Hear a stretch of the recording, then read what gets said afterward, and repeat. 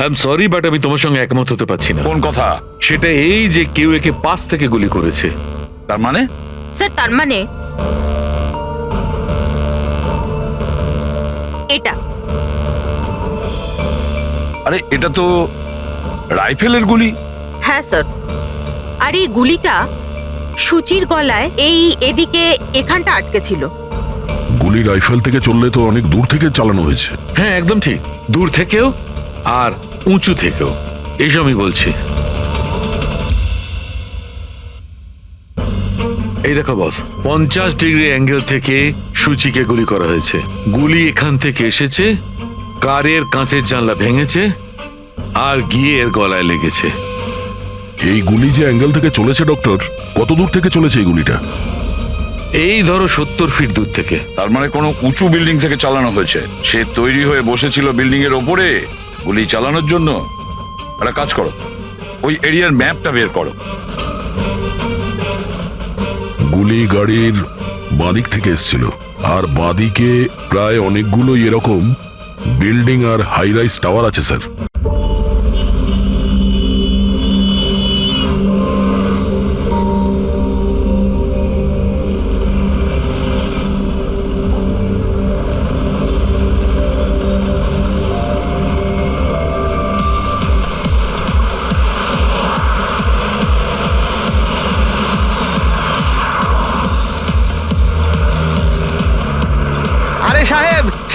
সাহেব এটা নিন না। আরে দেখুন না দেখুন না দেখুন না, একটু ধরে দেখুন না, অনেক ডিসকাউন্ট পাবেন। অর্ধেক দামে দিয়ে দেবো আমি। না না চাই না। আরে একবার দেখুন না, অনেক ভালো কোয়ালিটির এটা। আরে ভাই একবার আরে বললাম না দেখুন না চাই দেখুন না। না, কোয়ালিটি দেখুন না। আরে শুনুন না ম্যাডাম, দেখুন না, আরে কোয়ালিটিটা দেখুন ম্যাডাম, কিনুন না, ভালো কোয়ালিটির এগুলো, খুব ভালো কোয়ালিটির ম্যাডাম। আরে কেন বিরক্ত করছো ভাই, একবার তো বললাম চাই না। ও ও দাদা, এই ম্যাডামের মনে হয় কিছু একটা হয়েছে। আরে কিচ্ছু হয়নি ওর। আরে দেখুন না, ঘুমোচ্ছে। ওনার ঘাট থেকে রক্ত বেরোচ্ছে। কি? হ্যাঁ দেখুন, ওনার রক্তে ভেসে যাচ্ছে। সুচি? ওই যে সুচি? ওই দেখুন দেখুন, ওই যে সুচি?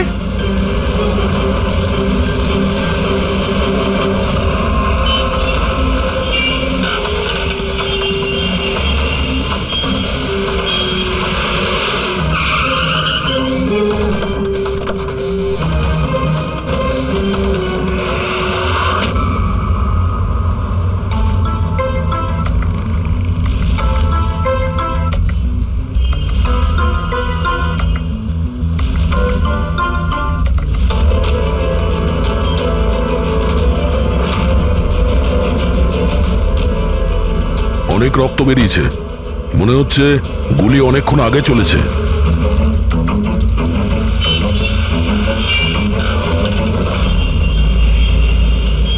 এসব কি করে হলো মিস্টার আশুতোষ। আচ্ছা, আর এনার নাম কি? ইনি আমার স্ত্রী সুচি। মানে বলতে চাইছি আমার ex wife Suchi. Ex wife? এসব কি করে হলো? জানি না স্যার, আমি কিছু জানতেই পারিনি। কিচ্ছু জানো না? তোমার এক্স ওয়াইফ তোমার পাশের সিটে বসেছিল, গুলি চললো, তুমি কিচ্ছু জানো না? এটা কি করে সম্ভব? আমার হাজব্যান্ড কখনো মিথ্যে বলেন না। উনি যখন বলছেন উনি জানেন না, আই এম শিওর যে উনি কিছু জানেন না। আপনি আমি মিহিকা, ওনার প্রেজেন্ট ওয়াইফ। মিস্টার আশুতোষ, যখন সুচির গুলি লাগে আর পিছনের কাঁচটা ভেঙে যায় তখন নিশ্চয়ই শব্দ হয়েছিল, আর আপনি আমাদের বলছেন আপনি কিছুই জানেন না। আসলে গাড়ির মধ্যে খুব জোরে মিউজিক সিস্টেম বাজছিল আর সুচি ঘুমিয়েছিল। আমি কিচ্ছু বুঝতে পারিনি। ওই লোকটা কিছু জিনিস বিক্রি করতে এসেছিল। ও যখন আমাকে বললো তখন আমি বুঝতে পারলাম কি সুচি। গাড়িতে মিউজিক চলছিল আর সুচি ঘুমিয়ে পড়েছিল। অদ্ভুত, প্রায়শই লোকেদের ঘুম একটু আওয়াজেই ভেঙে যায়, আর এত লাউড মিউজিকে সুচি ঘুমোচ্ছিল। স্যার, আপনাদের কথা থেকে বোঝা যাচ্ছে যে আপনারা আমাকেই সন্দেহ করছেন। স্যার আমি এটা কেন করব? সুচি আর আমার ডিভোর্স নিশ্চয়ই হয়েছিল, কিন্তু আমরা ভালো বন্ধু ছিলাম আর আমাদের যোগাযোগও ছিল। আপনি দীনেশকে জিজ্ঞাসা করে নিন। দীনেশ? স্যার আমি সুচির ভাই। ও ঠিকই বলছে স্যার, ডিভোর্সের পরেও ওর আর সুচির মধ্যে খুব ভালো সম্পর্ক ছিল, কখনো কোনো ঝামেলা হয়নি। আচ্ছা, তো আপনারা কোথায় যাচ্ছিলেন বলুন তো? আমাদের মেয়ে রুহি বোর্ডিং স্কুল থেকে ফিরছিল। তাহলে এই সূচি কি গাড়িতে ওঠার পরেই ঘুমিয়ে পড়ে নাকি পরে? স্যার ব্যাপারটা হলো আমাদের মধ্যে একটু আগে ঝগড়া হয়েছিল।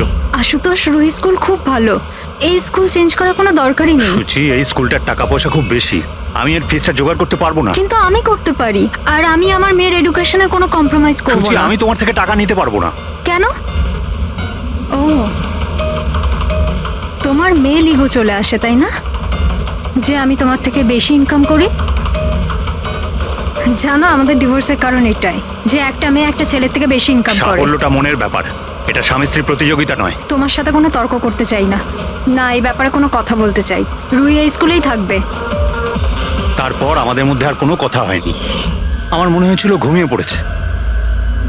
আচ্ছা, এই যখন ঝগড়া হচ্ছিল তখন গাড়ি কোথায় ছিল, মানে কোন এলাকায়? স্যার, লিংক রোডের সিগন্যালে, কেপি থিয়েটারের পাশেই। আর তারপর কোন রাস্তায় গেছিলেন আপনারা? সেখান থেকে স্যার আমি লেফট নিলাম, ওই সামনে ফ্লাইওভারটার আর দিকে। সোজা এখানে চলে এসেছেন? হ্যাঁ স্যার। তার মানে প্রায় 2 কিলোমিটার এই গাড়িটা চলেছে। তার মানে 2 কিলোমিটারের মধ্যেই কোথাও গুলি চলেছে সূচির ওপরে। পঙ্কজ, একটা কাজ করো তো, কেপি থিয়েটার থেকে এইখানে 2 কিলোমিটার অবধি চেক করে দেখো তো, যদি কোথাও কিছু প্রমাণ পাওয়া যায়, মানে কোথাও কাচের টুকরো পড়েছে কিনা দেখে নিও, ঠিক আছে? আর হেঁটে যেও। 2 কিলোমিটার স্যার? হেঁটে যাও। গুলিটা অদ্ভুত অ্যাঙ্গেল থেকে লেগেছে, এই নিচে, মানে গুলিটা উপর থেকে নিচে এসেছে, মানে যে গুলি চালিয়েছে তার হাত উঁচু করতে হয়েছে ফায়ার করার সময়। খোলা রাস্তায় কেউ গুলি মেরেছে আর কেউ দেখেনি? হতে পারে খুনি একটু দূরে ছিল, তাও গুলি করা খুবই মুশকিল ছিল এই চলন্ত গাড়িতে, আর তাও তখন যখন খুনি হয়তো গাড়িতে বা কোনো বাইকে ছিল। তবে এইভাবে গুলি করাটা কিন্তু সহজ নয় দয়া।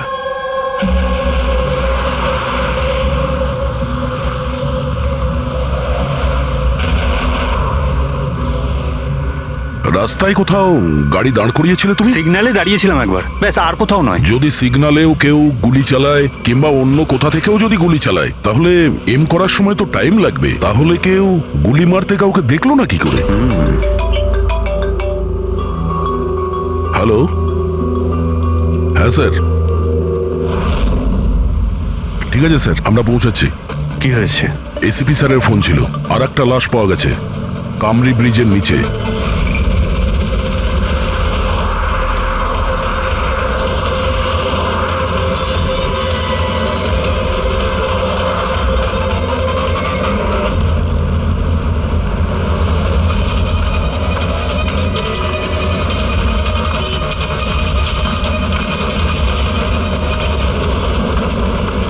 হ্যাঁ দয়া, স্যার, আপনি জানলেন কি করে এই লাশটার কথা? লোকাল পুলিশের কাছে আশেপাশের লোক কমপ্লেন জানিয়েছে, 2 ঘন্টা আগেই লাশ দেখেছে। মাথার পিছনে একটা চোট আছে আর পিঠের পিছনেও একটা গুলির চিহ্ন আছে। স্যার, একটা কথা মাথায় ঢুকছে না, কেউ একে এখানেই মেরেছে নাকি অন্য কোথাও মেরে এখানে নিয়ে এসেছে? দেখতে হবে ফেডরিক। স্যার, রাস্তায় একটা বাইক পাওয়া গেছে, আমার মনে হচ্ছে এই লোকটারই বাইক হবে।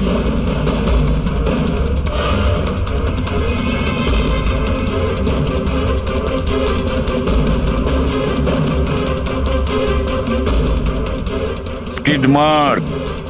স্যার, মনে হচ্ছে এই লোকটা বাইকে যাচ্ছিল, কেউ পেছন থেকে গুলি করে দিয়েছে। ডিসব্যালেন্স হয়ে গেছে, গাড়ি বাইক স্কিড হয়ে এখানে কারোর সঙ্গে ধাক্কা লাগিয়েছে, আর ওর বডি এখানে নিচে পড়ে গেছে। মাথায় চোট ওই সময় লেগেছে স্যার।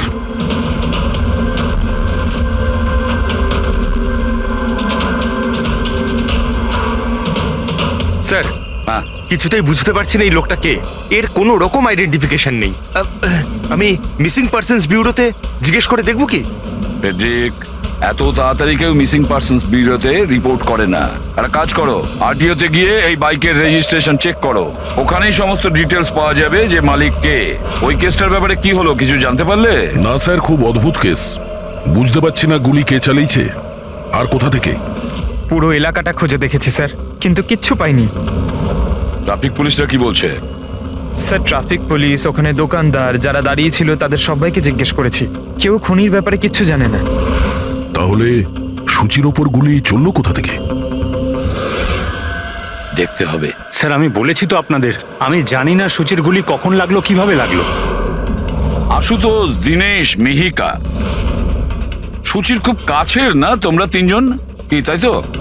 তাহলে এটা বলো, সুচির মৃত্যুতে তোমাদের তিনজনের মধ্যে কার লাভ হতে পারে? তার মানে স্যার, স্যার আমরা ওকে কেন মারতে যাব? ও স্যার, ও আমার নিজের বোন ছিল স্যার, নিজের বোন।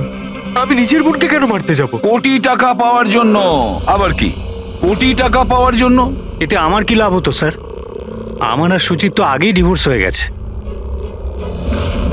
হতে পারে ডিভোর্সই ওই কারণটা। ডিভোর্সের পরেও আমি আর সুচি অত্যন্ত ভালো বন্ধু ছিলাম, বন্ধুর মতোই মিশতাম আমরা। এটাও তো হতে পারে যে তোমার প্রথমা স্ত্রীর সঙ্গে যে সম্পর্ক ছিল সেটা হয়তো দ্বিতীয় স্ত্রীর পছন্দ ছিল না। স্যার আপনি এসব কি বলছেন? ওদের মধ্যে ভালো সম্পর্ক ছিল, তাতে আমার কি? ওদের দুজনকে নিয়ে আমার কোনো প্রবলেম ছিল না, আমি ইনসিকিউর নই। যদি তোমাদের তিনজনের মধ্যে কেউ সুচিকে না মেরে থাকে, তাহলে সুচিকে কে মেরেছে? কে মেরেছে? আমি বলছি আপনাকে, সুচি একটা এনজিওতে কাজ করত। ও ওখানে একজন অ্যাকাউন্টেন্টের পর্দা ফাঁস করে দিয়েছিল, কারণ ওই মেয়েটা টাকা পয়সা নিয়ে গন্ডগোল করছিল। তোমার মনে হচ্ছে শেলির হাত হতে পারে এই সবের পেছনে? ইয়েস স্যার, ওকে অনেকবার হুমকিও দিয়েছিল। স্যার আমার তো মনে হচ্ছে কি এই কাজটা হয়তো পৃথ্বীর হতে পারে। আচ্ছা, এই পৃথ্বী কি? খুবই খুবই অসভ্য ধরনের লোক, ওই রোমিও টাইপের। সুচি পুলিশকে কমপ্লেনও করেছিল ওর বিরুদ্ধে, কিছুদিনের জন্য জেলেও গেছিল। ঠিক আছে, তোমরা তিনজন যেতে পারো। Thank you sir. Thank you sir. Thank you sir.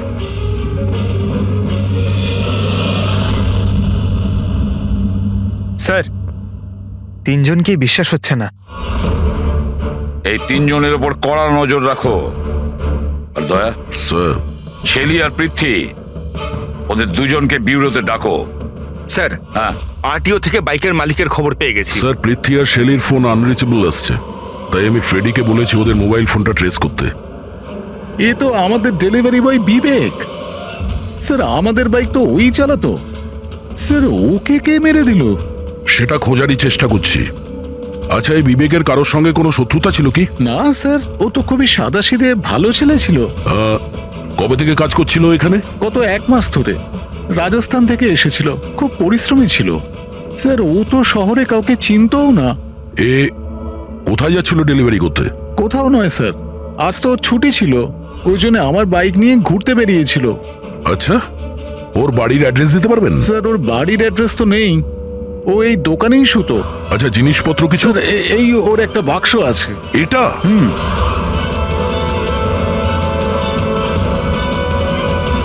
Sir এই লোকটার বক্স আর সবকিছু চেক করলাম, তাতেই সার্কাসের প্যাম্পলেট ছাড়া কিছুই পেলাম না। হয় ও সার্কাস খুবই পছন্দ করত, না হলে নিজের ফ্রি টাইমে প্যাম্পলেট বানিয়ে টাকা রোজগার করত। এটা এমন একটা মার্ডার যাতে কোনো সাসপেক্টই নেই। আচ্ছা, বিবেকের মতো এই ধরনের গরিব লোকদের মেরে কার কি লাভ হতে পারে? সেটাই তো। আর ওদিকে সুচি, দ্বিতীয় মার্ডার, যারা সন্দেহের তালিকায় অগণিত, তাদের মধ্যে যে কেউ গাড়ির সামনে গিয়ে গুলি করে মারতে পারে সুচিকে। না বস, আই এম সরি, বাট আমি তোমার সঙ্গে একমত হতে পারছি না। কোন কথা? সেটা এই যে কেউ একে পাশ থেকে গুলি করেছে। তার মানে? স্যার তার মানে এটা। আরে এটা তো রাইফেলের গুলি। হ্যাঁ স্যার, আর এই গুলিটা সুচির গলায় এই এদিকে এখানটা আটকে ছিল। গুলি রাইফেল থেকে চললে তো অনেক দূর থেকে চালানো হয়েছে। হ্যাঁ একদম ঠিক, দূর থেকেও আর উঁচু থেকেও, এইসব আমি বলছি।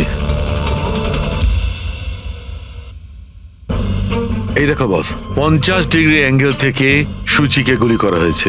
গুলি এখান থেকে এসেছে, কারের কাঁচের জানলা ভেঙেছে আর গিয়ে এর গলায় লেগেছে। এই গুলি যে অ্যাঙ্গেল থেকে চলেছে ডক্টর, কত দূর থেকে চলেছে এই গুলিটা?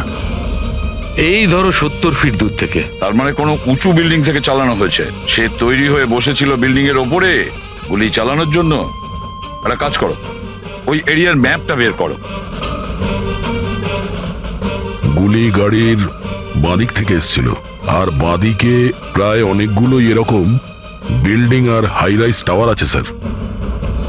যে জায়গায় ওদের দুজনে ঝগড়া হয়েছিল সেখান থেকে সূচির লাশ যেখানে পাওয়া গেছে তার মধ্যে প্রায় 15 থেকে 20টা টাওয়ার আছে। এর মধ্যেই কোনো একটা বিল্ডিং থেকে গুলি চালানো হয়েছে।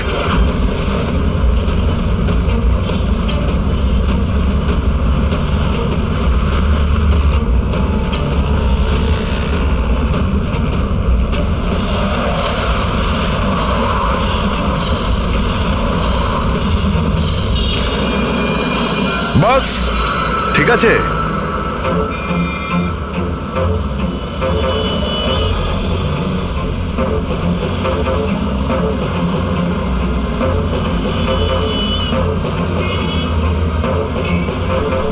এই অভিজিৎ স্যারের হাতে ওটা কি? মার কাছে ফ্রেডি, ঠিক সেই হাইটে যে হাইটে সূচির গুলি লেগেছিল। আর আমার হাতে এই ডিজিটাল ডিস্টেন্স রিডার আছে। এর থেকে এই লেজার লাইট যদি ওই মার্কেট ঠিক যায় তাহলে তার মানে গুলি এখানে এই বিল্ডিং থেকেই চালানো হয়েছে। সব মাথার উপর দিয়ে গেল। ঠিক আছে, এটা এখনই করে দেখছি। হ্যাঁ দয়া, আমি তৈরি। ওকে। অভিজিৎ একটু ডান দিকে এসো, ডান দিকে। হ্যাঁ ঠিক হালকা আছে। হ্যাঁ একটু বাঁদিকে। ব্যাস ব্যাস ব্যাস। ঠিক আছে। একটু পেছনে, একটু পেছনে। দেখেছো এই লেজার ঠিক ওই মার্কে হিট করছে না, হিট করছে না ওখানে। গুলি এখান থেকে চালাইনি স্যার। এক্স্যাক্টলি। আরে স্নাইপারের কাছে অত সময় ছিল না নিশানা ঠিক করার জন্য যখন ও সূচিকে গুলি চালিয়েছিল। একটা কাজ করি, অন্য কোনো বিল্ডিং এ যাই। ঠিক আছে চলো।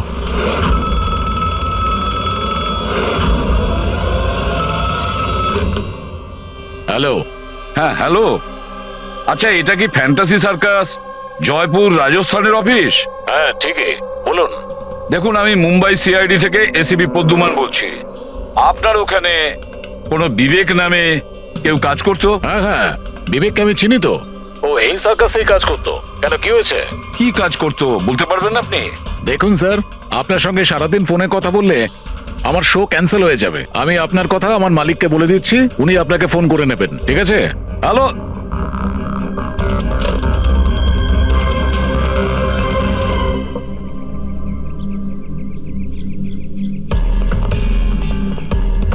অদ্ভুত স্যার, বিল্ডিং এ কোনো গাড়ি দেখলাম না। মনে হয় গুলি এখান থেকেই করা হয়েছিল।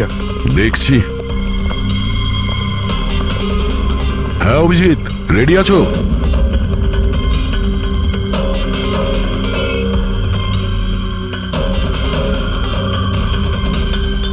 না অভিজিৎ, এখান থেকে টার্গেট ঠিকঠাক লাগছে না। একটু ডান দিকে এসো, ডান দিকে।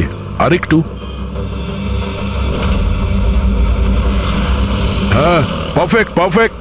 এখানে লেগে গেছে নিশানা।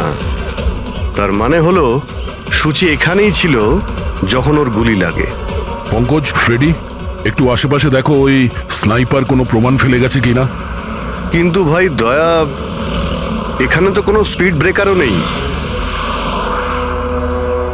সে এমন কোন স্নাইপার হবে যে ওই বিল্ডিং এ বসে এত দ্রুত যাওয়া কোনো গাড়িতে নিশানা লাগাবে যেটা সূচির ঘাড়ে গিয়ে লাগবে। হ্যাঁ এটা তো সত্যি। আশুতোষ, যখন তোমার গাড়িটা এখানে ছিল, হ্যাঁ তখন কোনো কারণে তোমার গাড়িটাকে স্লো করতে হয়েছিল কিংবা দাঁড় করাতে হয়েছিল, কিছু মনে আছে? হ্যাঁ স্যার, আমি যখন ড্রাইভ করছিলাম তো গাড়ির সামনে একটা ভিখারি এসে গেছিল, আর আমায় ব্রেক কষতে হয়েছিল। ভিখারি? হ্যাঁ কি হলো? এইদিকে কিচ্ছু নেই স্যার। কিছু নেই? ওদিকেও কিছু নেই স্যার। ওই ভিখারি দেখতে কেমন ছিল? স্যার, ওর এক হাতে তো একটা ক্রাচ ধরা ছিল, অন্য হাতে লাল পোটলা, গলায় গামছা, আর মাথায় অর্ধেক টাক ছিল। অভিজিৎ, এই ফ্লাইওভারের নিচে অনেক ভিখারি থাকে, ওদের মধ্যে কেউ একজন হবে। হ্যাঁ আমি শুনলাম আশুতোষ যা বললো ভিখিরির ব্যাপারে। আমি নিচে গিয়ে দেখছি। এই কে তোমরা? কাকে জিজ্ঞেস করে ওপরে এসছো? তুমি এখানকার ওয়াচম্যান? ডিউটিতে কেন ছিলে না? আমার ইচ্ছে। এই তোমরা কি আমাকে ডিউটি শেখাচ্ছ? সিআইডি। সিআইডি? জানো তোমার জন্য এখানে একজন মহিলার খুন হয়ে গেছে? আমার জন্য খুন? কেউ এই ছাদ থেকে একজন মহিলাকে নিচে গুলি মেরেছে। কি জানো ওই ব্যাপারে?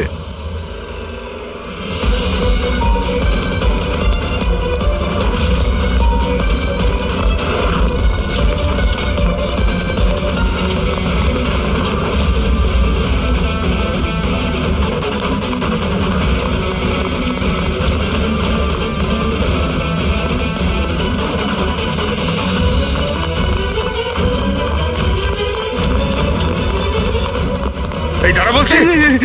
স্যার স্যার আমি কিছু করিনি স্যার, স্যার আমাকে ছেড়ে দিন স্যার, আমি কিছু করিনি। কিচ্ছু করিসনি, কিচ্ছু করিসনি তুই, চল। আমি ভয় পেয়ে গেছিলাম স্যার। কেন ভয় পেয়েছিলি? কি জানিস এই খুনের ব্যাপারে? স্যার আমি টাকা নিয়েছিলাম, কিন্তু ও এটা বলেনি যে ও কাউকে খুন করতে চলেছে স্যার। কে ছিল ওই লোকটা? আগে কোনোদিনও দেখিনি স্যার। ও বলেছিল যে ও বিল্ডিং এর ছাদে ওর গার্লফ্রেন্ডকে প্রপোজ করতে চায় স্যার। ও 2 ঘন্টার জন্য 15,000 টাকা দিয়েছিল স্যার। আমি তো এত টাকা 1 মাসেও কামাইনি স্যার কোনোদিনও। স্যার ও হেলমেট পরেছিল আর চোখে চশমাও ছিল।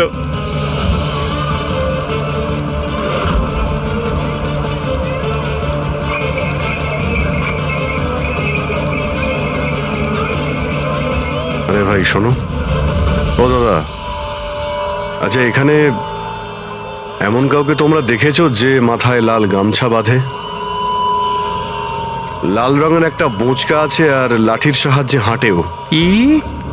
আরে দাদা শোনো, এমন কাউকে দেখেছো যে মাথায় লাল রঙের গামছা বাঁধে, লাল রঙের একটা বোঁচকাও রাখে আর খুঁড়িয়ে খুঁড়িয়ে হাঁটে?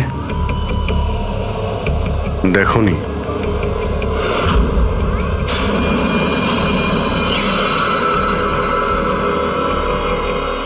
আরে ভাই শোনো, আরে ভাই শোনো, একটু কথা আছে। এই যে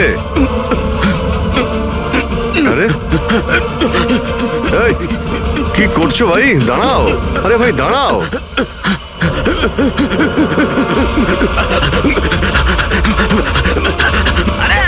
আমি কিছু করিনি, আমার কাছে কোনো টাকা পয়সা নেই, আমি কোনো কিছু চুরি করিনি, আমি একজন ভিখারি। আরে ছেড়ে দাও আমাকে। ল্যাংড়া সাজার নাটক করছিস? তুই জানিস ল্যাংড়াদের কতটা কষ্ট হয়? আরে কতবার করে বলবো, আমার কাছে কিছু নেই, আমি রাস্তার ভিখারি, আমি সত্যি বলছি। তুই সেদিন ইচ্ছে করে লাল গাড়ির সামনে পড়েছিলি না? কোন লাল গাড়ি? আমি কোনো লাল গাড়ির সাথে আসিনি তো। স্যার এটা কি গুন্ডামি হচ্ছে? আপনি ওকে ছেড়ে দিন, এটা কিন্তু ঠিক হচ্ছে না, আমি বলে দিচ্ছি কিন্তু। আমি সিআইডি থেকে। আরে কোথায় পালাচ্ছিস? ভদ্রভাবে বলে দে, না হলে আমি রেগে গেলে কিন্তু এর ফল খুবই খারাপ হবে। স্যার আপনি যদি সত্যি সিআইডির লোক হন, আমি সব বলছি। একটা লোক আমাকে টাকা দিয়েছিল এসব করার জন্য, আর ও বলেছিল যে যখনই একটা লাল গাড়ি আসবে তার সামনে পড়ে যেতে, তাই আমি করেছিলাম স্যার। তুই কি করে জানলি যে লাল গাড়ি কখন আসবে? ওই ছাদে একটা লোক দাঁড়িয়ে আমাকে ইশারা করছিল, ওই রকমই। ও যে ইশারা করবে আমি তখনই লাল গাড়ির সামনে উল্টে পড়ে যাব। প্ল্যান ছিল স্যার। জানিস একটা মহিলার খুন হয়ে গেছে তোর এই প্ল্যানের জন্য? সাহেব সাহেব আমাকে ক্ষমা করে দিন, দেখুন আমি রাস্তার একজন ভিখারি। ঠিক আছে, তুই এটা বল, ওই লোকটা দেখতে কেমন ছিল? ওই স্যার ও হেলমেট পরেছিল, মোটরসাইকেলে এসেছিল, আমি তো ওর মুখটা দেখতেই পাইনি। আরে ভাই কিছু তো দেখেছিলি, কিছু তো শুনেছিলি? ওর একটা ফোন এসেছিল, ফোনে বলছিল যে তাড়াতাড়ি দেখা করতে এসো, আর উত্তরে বললো যে আমি ওখানে পৌঁছচ্ছি। কোথায় কোথায় পৌঁছতে বলছিল, তোর মনে আছে কিছু? হ্যাঁ মনে পড়েছে, ভান্ডুপ মিল। ভান্ডুপ মিল? ভান্ডুপ মিল? আচ্ছা ঠিক আছে, ঠিক আছে, ফিরে এসো, আমি স্যারকে ইনফর্ম করছি। Okay sir. হ্যাঁ অভিজিৎ ভান্ডুপ মিল থেকে ফিরে আসছে। ও বলছে যে মিল একদম ফাঁকা পড়ে আছে, কোনো প্রমাণই ওর হাতে পড়েনি। খুনি তো ওখান থেকেই পালিয়ে গেছে। হতে পারে অভিজিৎ পৌঁছানোর আগেই ওখান থেকে ও পালিয়ে গেছে। পঙ্কজ। হ্যাঁ স্যার। পঙ্কজ একটা কাজ করো, যখন সুচির গুলি লেগেছিল ঠিক ওই সময়ে ওই এরিয়াতে কতগুলো মোবাইল অ্যাক্টিভ ছিল খোঁজ নাও। স্নাইপারের ফোন ওদের মধ্যেই কারোর হবে। স্যার হ্যাঁ হ্যাঁ পঙ্কজ, এটাও দেখো ওর মধ্যে কতজন লোক ভান্ডুপ মিলে গেছিল। স্যার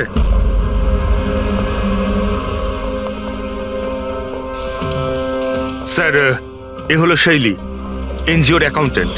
সুচি একটা এনজিওতে কাজ করত। ও ওখানে একজন অ্যাকাউন্টেন্টের পর্দা ফাঁস করে দিয়েছিল। আর এ হলো পৃথ্বী, যার বিরুদ্ধে সুচি রিপোর্ট লিখিয়েছিল। সুচি পুলিশে কমপ্লেনও করেছিল ওর বিরুদ্ধে, কিছুদিনের জন্য জেলেও গেছিল। আপনারা কি করে ভাবলেন যে সুচির মৃত্যুর জন্য আমি দায়ী? হ্যাঁ স্যার, আমিও তো এমন কিছুই করিনি, আমি তো কারোর মার্ডার করিনি স্যার। শেলি তোমার চাকরি চলে গেছিল সুচির জন্যে, আর তারপর থেকে তোমার এখনো পর্যন্ত কোনো চাকরি পাওইনি। ধার করে করে সংসারে খরচা চালাচ্ছ তুমি। হ্যাঁ, আর পৃথ্বী 1 সপ্তাহ তুমি জেলে ছিলে, নিজের এরিয়াতে তোমার খুব বদনাম হয়েছে, তাই তো? তো কি হয়েছে? যদি আমার কোনো বদনামের ভয় থাকতো তাহলে বাড়ি বদলে নিতাম, কারণ মার্ডার করতে যাবোই বা কেন আমি? আর স্যার এমনটা নয় যে আমি কোথাও চাকরি পাচ্ছি না, বলতে পারেন আমি আমার মতো কোথাও চাকরি পাচ্ছি না, এই জন্য আমি কোথাও জয়েন করছি না। আপনাদের আশুতোষ আর তার নতুন স্ত্রী, তাকে এসব প্রশ্ন করা উচিত। ওদের জীবন সুখী নয়, কিন্তু সবাইকে দেখিয়ে বেড়ায়।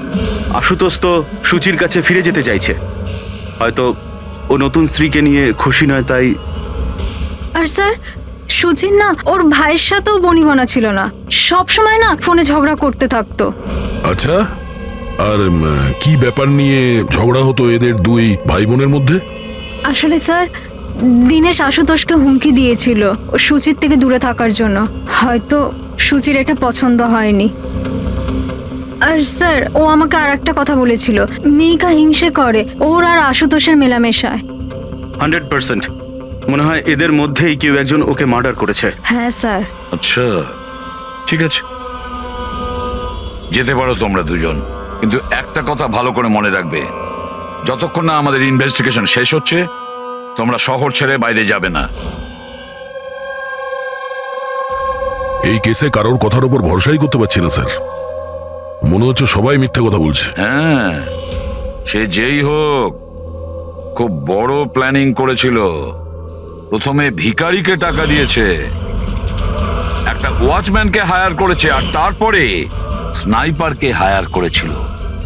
আর ঠিক সময় আসতেই ও সুচিকে গুলি করে মারে। স্যার হ্যাঁ, স্যার যে সময় ওর ওপর গুলি চালানো হয়েছিল স্যার, তখন ব্রিজের আশেপাশে 2000 লোকের মোবাইল অ্যাক্টিভ ছিল। তাহলে ওই সময় কোন মোবাইল ফোন পাণ্ডু মিলের দিকে গিয়েছিল? একটা নাম্বার গিয়েছিল, কিন্তু সেটা প্রাইভেট নাম্বার, তাই ট্র্যাক করতে পারিনি। আর কি বলতে পারো এই নম্বরের ব্যাপারে? এটাই স্যার, ওটা মিল অব্দি গেছিল কিন্তু দাঁড়ায়নি, ওটা সোজা কামরি ব্রিজের দিকে চলে গেছিল, আর ওখান থেকে সিগন্যাল পাওয়া যাচ্ছিল না। কামরি ব্রিজ? স্যার বিবেকের লাশটাও তো আমরা ওখানেই পেয়েছি, এটা কোনো কোইন্সিডেন্ট হতে পারে না? রাজস্থানে বিবেকের বাড়িতে ফোন করি, ওর ব্যাপারে পুলিশ কি ইনফরমেশন জোগাড় করলো জানতে হবে। দয়া, এই বিবেকও তো খুনি হতে পারে। কেউ বিবেককে খুন করে দিয়েছে, একজন খুনির খুন। অনেক কিছুই হতে পারে ফেডরিক, এই কেসে অনেক কিছু হতে পারে।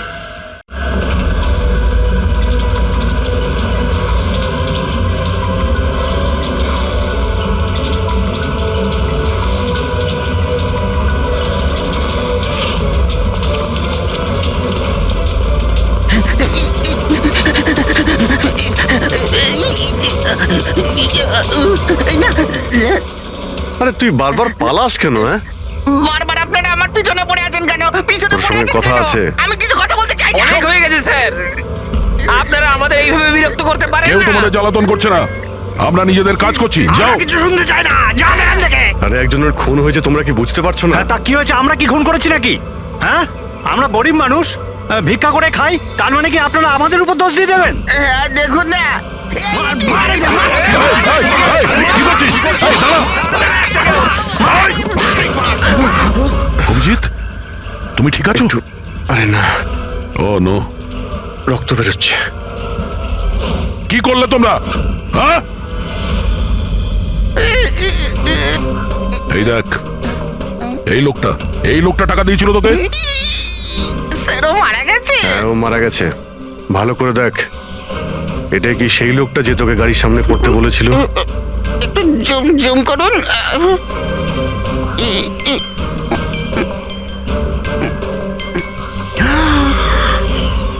এমন ঘড়ি তো ও পড়েছিল। হতে পারে যে লোকটা একে টাকা দিয়েছে সেই প্রমাণটা লোপাট করার জন্য ওকেও মেরে দিয়েছে। চালায় বললাম আমি, ধরেছে তো ছাড়তে হ্যাঁ পঙ্কজ, চাইছে না। হ্যাঁ, আচ্ছা, ও ঠিক আছে, ঠিক আছে, ওকে ওকে, থ্যাংক ইউ। পঙ্কজের ফোন ছিল, বলছিল যে বিবেক রাজস্থানে কোনো সার্কাসে কাজ করত, নিশানাবাদ ছিল। 1 মাস আগে ও সার্কাসের চাকরি ছেড়ে দিয়েছিল, বলেছিল মুম্বাইতে একটা বড় চাকরি পেয়েছে ও। আর হ্যাঁ, যাওয়ার সময় ওই রাইফেলটা ওটাও চুরি করে নিয়ে গেছিল। রাইফেল চুরি করে এনেছিল? হয়তো সুচির সুপারি নিয়ে এখানে এসেছিল, আর দোকানে এই জন্য কাজ করতো যাতে ওকে কেউ সন্দেহ না করে। হ্যাঁ, আর এই পুরো ষড়যন্ত্রের যে মাস্টার মাইন্ড, সে নিশ্চয়ই রাজস্থানে গেছিল বিবেককে সুপারি দেওয়ার জন্য। কে হতে পারে এই মাস্টার মাইন্ড, যাকে চোখের সামনে দেখেও ধরতে পারছি না?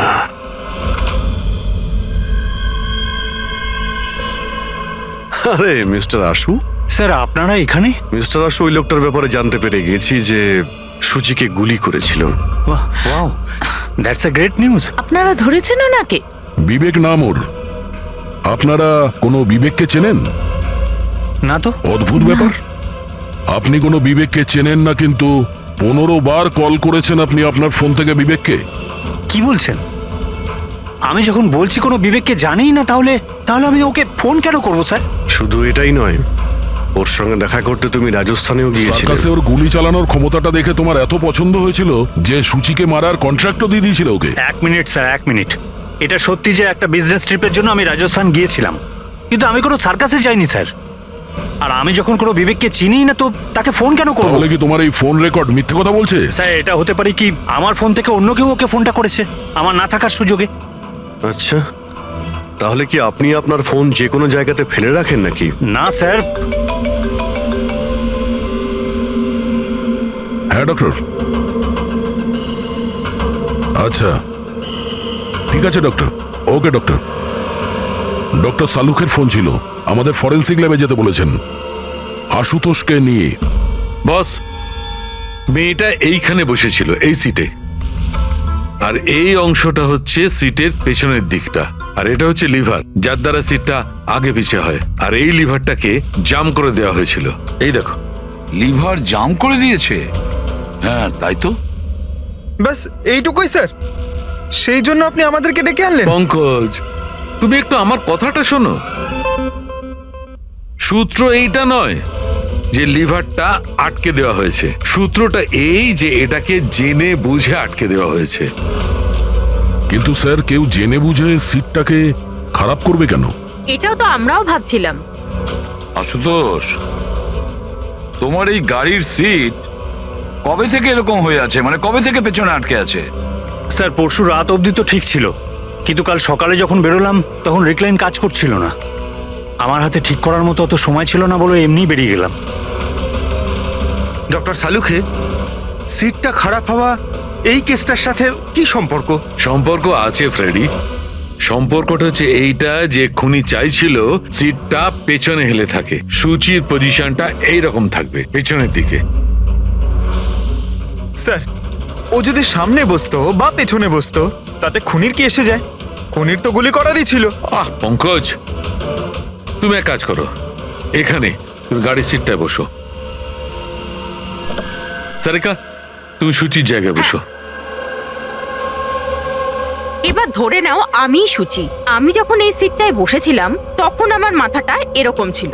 বস, সুচির এইভাবে বসার সুবিধাটা খুনি তখনই পাবে যখন ওর এম সুচি নয়, ড্রাইভিং সিটে বসা লোকটি হবে, মানে আশুতোষ হওয়ার কথা।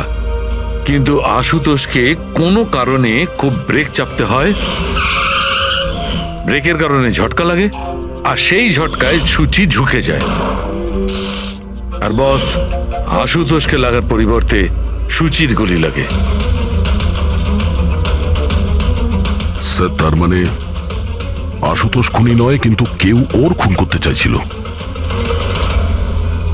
দয়া,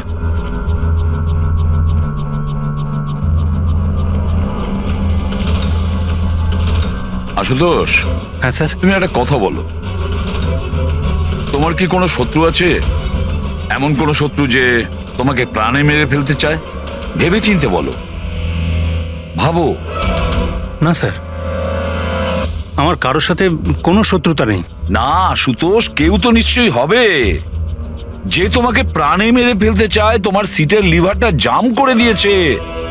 না স্যার, এটা তো হতেই পারে না, কারণ এই গাড়িটার একটাই মাত্র চাবি, আর সেটা সবসময় আমার কাছেই থাকে।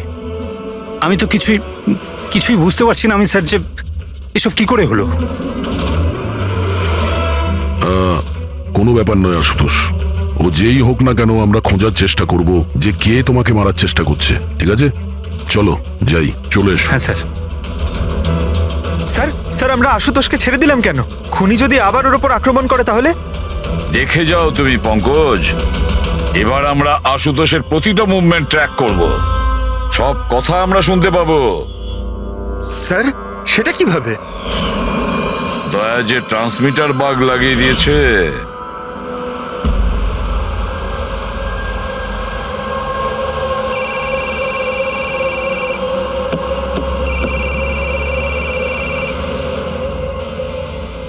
হ্যালো, হ্যাঁ বলো। আচ্ছা, ওকে চলে এসো বাড়িতে। ওখানে? কিন্তু ওই জায়গাটা তো বন্ধ না? ঠিক আছে, আচ্ছা।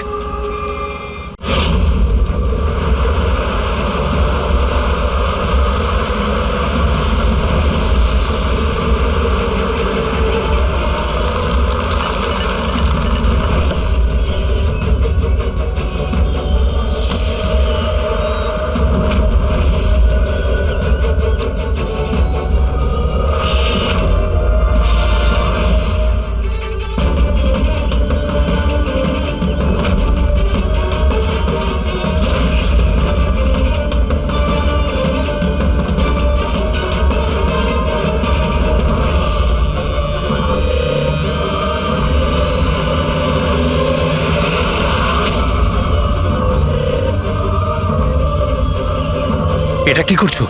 গান? মাই গড, গুলির আওয়াজ পেলাম। দয়া তাড়াতাড়ি চলো, আবার একটা যেন খুন না হয়। স্যার এই তো আমরা পৌঁছচ্ছি। স্যার হ্যাঁ, আমাদের যে এই সাসপেক্ট আছে, এক্ষুনি খবর পেলাম যে ও রাজস্থান গিয়েছিল আশুতোষকে ফলো করতে করতে। ও তো আশুতোষের খুব কাছের লোক ছিল।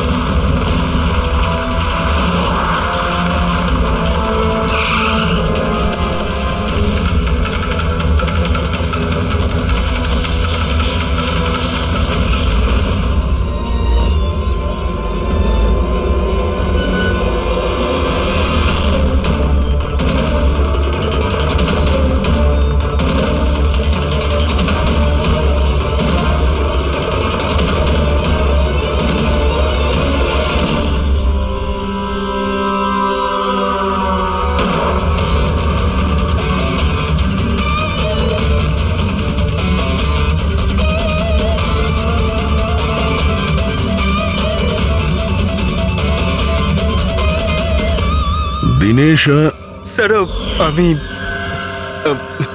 সুচির ভাই। মরে গেছে স্যার। আমি আমি কিছু করিনি স্যার। এই আমাকে মারতে চেয়েছিল।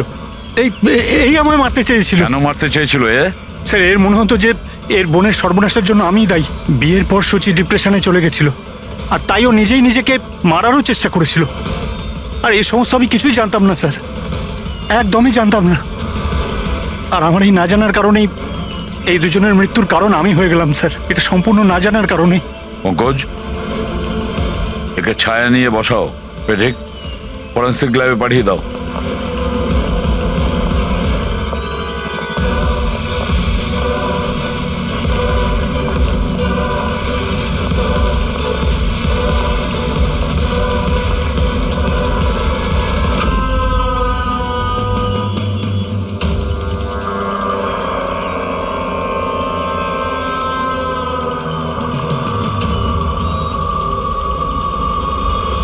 গল্পে একটা নতুন টুইস্ট।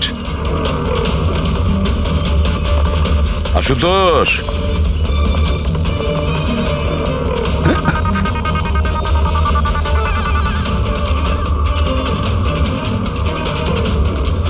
এটা কি চেনো? না স্যার, আমি ঠিক জানি না। জানো না? এক্ষুনি জেনে যাবে। পঙ্কজ, চেক করো ওকে। কিন্তু কেন? হাত উঁচু করুন, জানতে পেরে যাবেন আপনি। স্যার আমি তো কিচ্ছু করিনি, আমি নিরপরাধ। আপনারা কেন আমার তল্লাশি নিচ্ছেন? আমার কথা বিশ্বাস করুন স্যার, আমার কাছে কিছু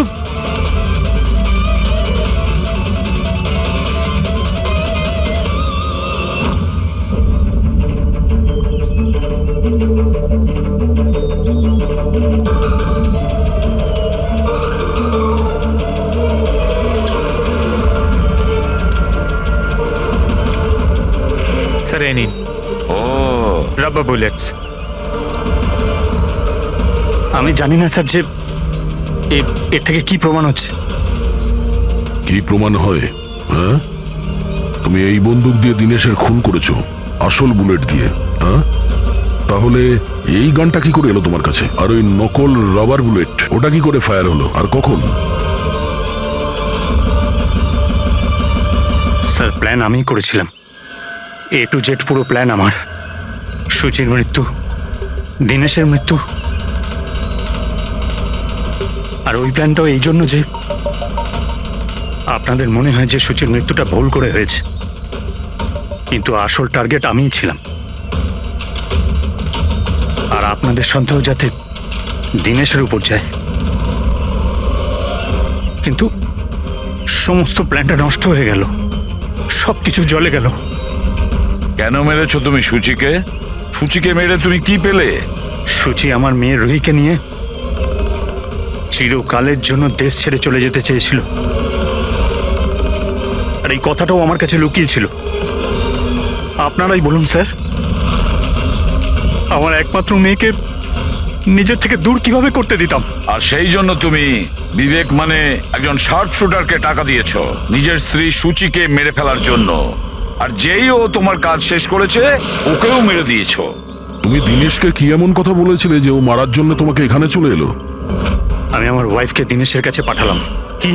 হ্যাঁ দিনেশ, আমি এক্ষুনি জানতে পারলাম যে আশুতোষই তোমার বোনকে মেরেছে, আর ও তোমাকেও মারতে চায়। না না, আমি ওকে ছাড়বো না, মেরেই ফেলবো আমি ওকে। দিনেশ পাগল হয়ে গেছে নাকি? খুন করবে তুমি? ও আমার বোনকে মেরে ফেলেছে, আমি ওকে ছাড়বো না। আমার বোনকে এভাবে মেরে ফেলার আগেও একবারও ভাবলো না।